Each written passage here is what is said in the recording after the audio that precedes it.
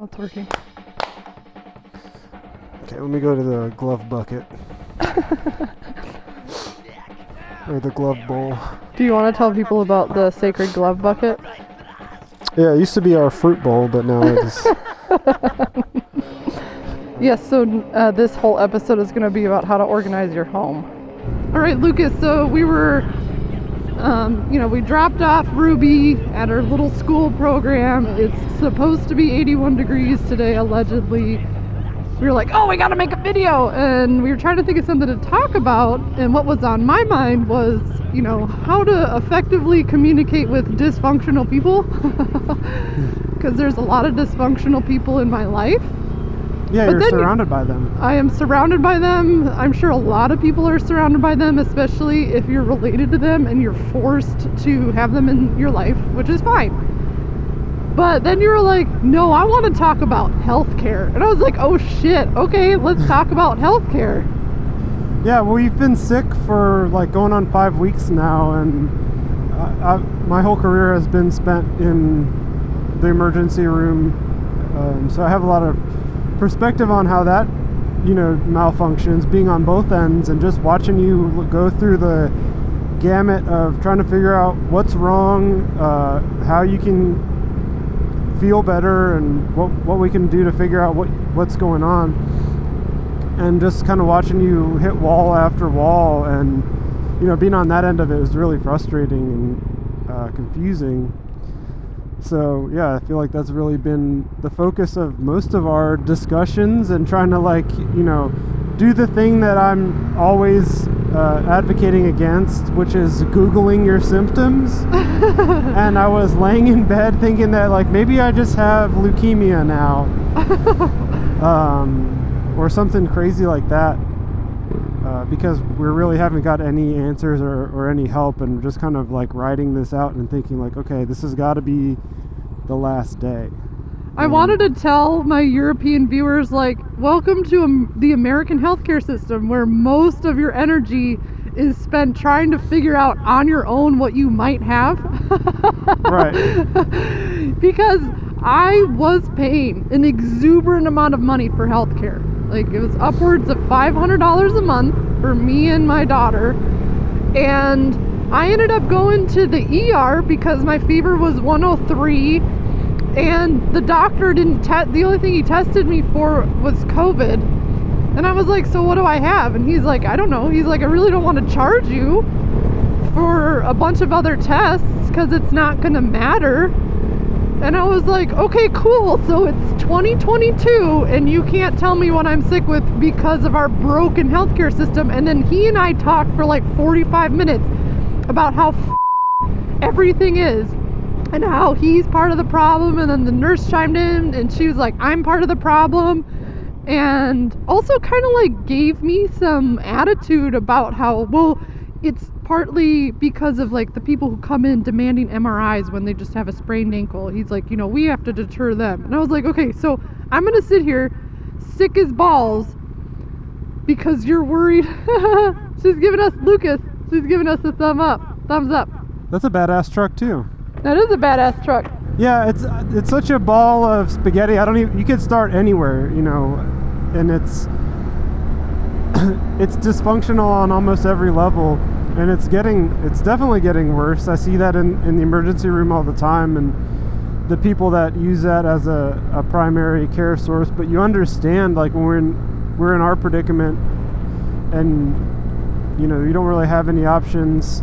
But that's kind of how it goes. But as far as the insurance stuff goes, and your options for treatment, it's there's nothing that exists for people. It should be like a car. I was thinking about it in relation to automobile insurance, and you can kind of tailor what you're paying based on how much risk you want to take. Okay, I know I'm not really gonna maybe I'm not at a high risk for getting into a big car accident, so I'm going to have a super high deductible and pay lower money per month. It's there's no option like that for us, where we're really not getting sick a lot. We don't have any chronic health conditions, but we can't just go get taken care of if we want to without paying through the teeth. No, and here's the crazy thing. People are like, who's your primary care provider? Go see them. And you're like, okay, I'm sick now, and they're the next appointment date is 3 weeks from now. So how Right. does that help me? Well, and why do I need a primary doctor? I don't need anything. It's like, do you set that up in case? Like, I don't have time to do that. I don't have time to go set up like a doctor just in case. Maybe I should. Maybe that's just irresponsible of me, but It isn't when you're never sick. You and I are never sick. You and Right. I never have to go see the doctor. We don't have any ailments. We only pay an exuberant amount of money per month because, we do ride motorcycles. I'm working on a living will. Like, we do take risks, but the only reason we pay that is so that we don't go bankrupt, right. which is Yeah. dumb. Yeah, for sure. It's cool that you found that mobile service, because I feel like that's going to be part of the future and like really change the way healthcare works for healthy people or younger people, because I mean, that's a fair amount to pay for something that like they come to you and you just kind of get the stuff you need done versus going and waiting an unknown amount of time for them to like swab your throat and then tell you don't have strep or something. Yeah, and it's crazy that there's one lab where I can go get a test done, pay $40, and then they'll give me my results in 15 minutes. There's only one of those in Austin. Yeah, there's people that like spend hours waiting in the emergency room because they don't know what else to do for the same thing, basically. Doesn't make sense. So I know you talk about the healthcare system changing, or a lot of people are like, what is it going to take to change it? And I don't know that. I personally think it has to fall apart. Like, when infrastructures like this have been going for as long as they have, and there's a lot of political meddling in it, which makes everything way more complicated and really rolls out the red tape on a lot of different situations. And then on top of political meddling, you have insurance, which is this outrageous middleman that doesn't give a shit about your health or longevity or sustainability. They only care about profit. Well, they're the middleman and they're the top man too, which is really like the crux of why is so broken. Because they are the intermediary between the patient and treatment, but they also are at the top controlling what the doctors and facilities can be reimbursed for and how they get paid. So they control the whole thing, and they're also involved as a middleman. So there's no unraveling that, there's no fixing that, unless it falls apart. And that's when I learned that, it was really disheartening, I guess, or like unmotivating to like continue to work in that system. Yeah, I lost hope because like no one, there's so much money involved and tied up in that, and they control the pharmaceutical companies too, and so there's so much, like they have this web of money, or Dude, that guy's gonna fix it. Yeah. Oh, Oh, look, welcome to America, where we throw people away who don't have hands. Yeah, you're gonna have to take this part out. But that was Oh, you legally can't say that? No. Yeah. When you learn how ruthless the pharmaceutical companies are when it comes to compromising people and not giving a shit about them as a human, and only seeing a dollar sign, which they do. And this is kind of a rabbit hole, but I'll go down it a little bit. The reason that part of the reason we don't have preventative care, there's no motivation for that, is the amount of money that insurance and pharmaceutical companies make from people with chronic illnesses. So if someone is pre-diabetic, they're gonna get a lot more money from that patient when they become like full-blown diabetic and have to rely on insulin and other medication and needles and all that sort of stuff. Oh, for real? I'm gonna go around them. But there was like a quick blip on NPR where they were talking about how pharmaceutical companies and doctors are kind of freaking out because they're like, no one can afford us anymore and no one's buying medicine. And it's like, yeah, you price gouged us. Did you really think that it was just going to keep going? Right. So now they're making money on when you're backed into a corner, like an accident, you know, like you have no choice, or you're sick and you have no choice. But people like us, where we just spend 5 weeks being super sick, we're like, whatever, I'll just die here on my bed. Yeah, maybe that'll start to change when like the old people and old executives just die. Because, you know, people that are our age, when they start taking over and start God damn it, this motherfucker. And start working for, you know, the pharmaceutical companies, they're not gonna, hopefully, they're not gonna want to keep doing the same or perpetuating this like nonsensical format that we're witnessing. I have a hot take, and I want people to talk about it in the comments, but I'm like, I do think you do need to amend the Constitution because things have gotten to a point where it's, you know, it's not the 1700s anymore, and the founding fathers did the best that they could to try to make a timeless document, and it works.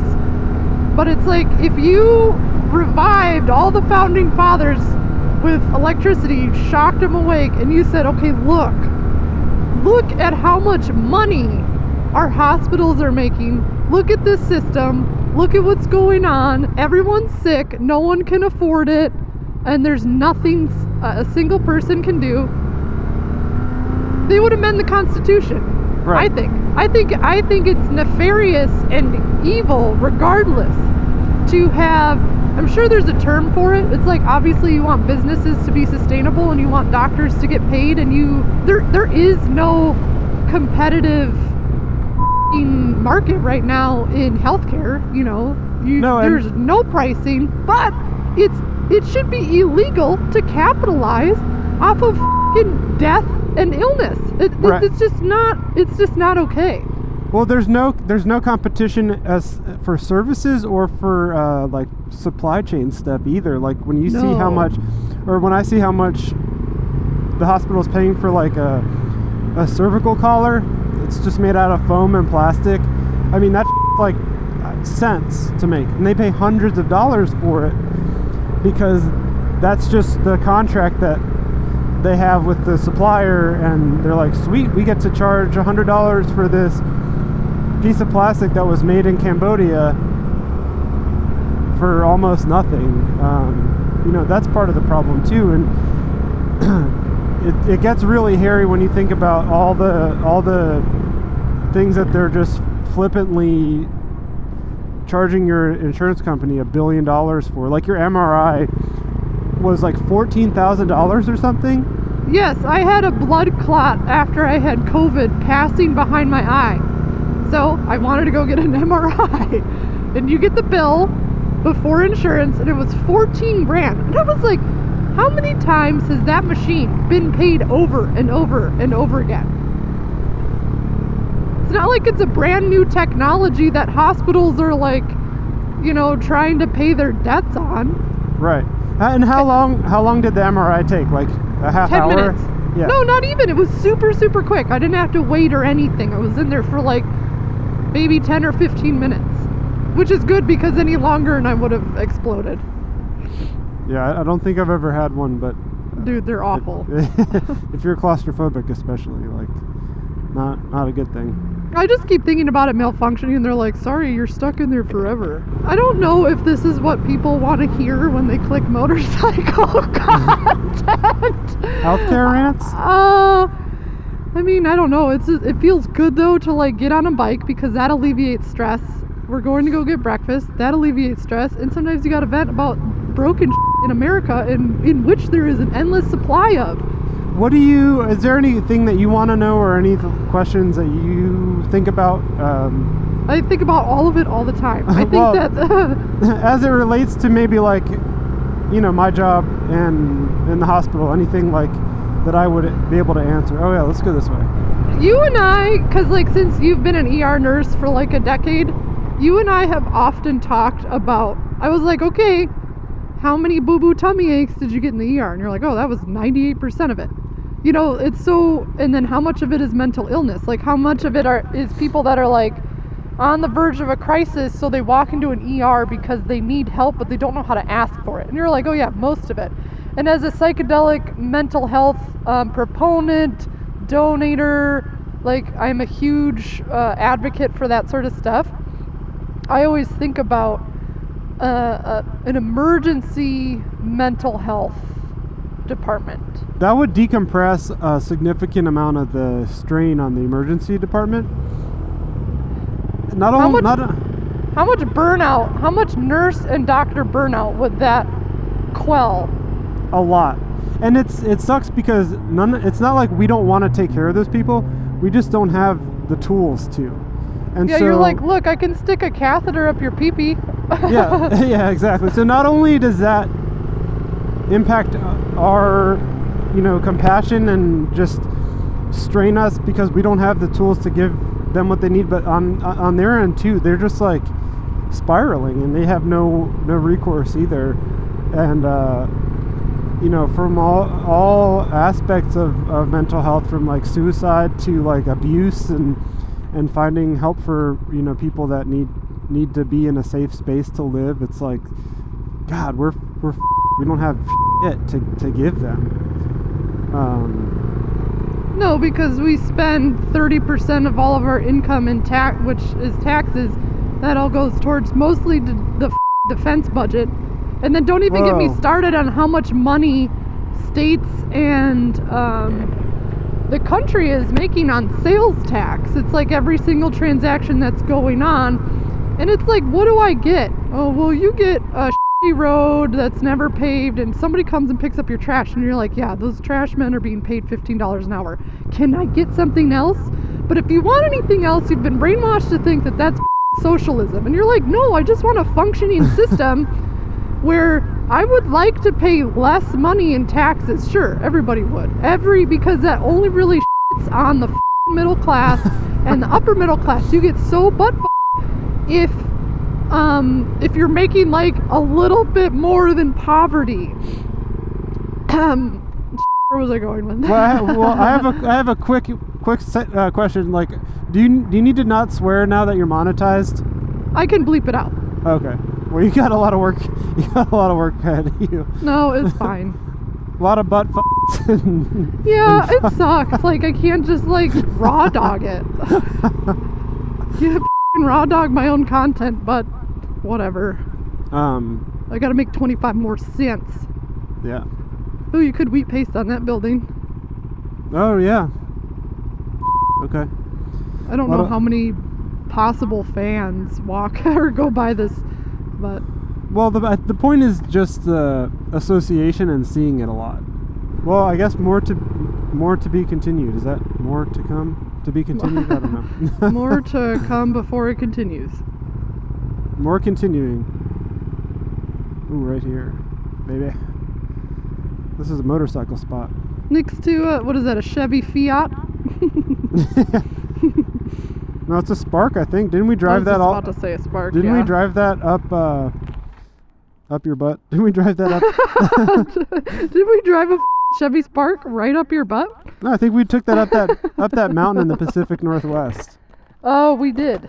We did go off-roading with a Chevy Spark. That thing sucks. That thing is sucks. All right. Bye. Bye.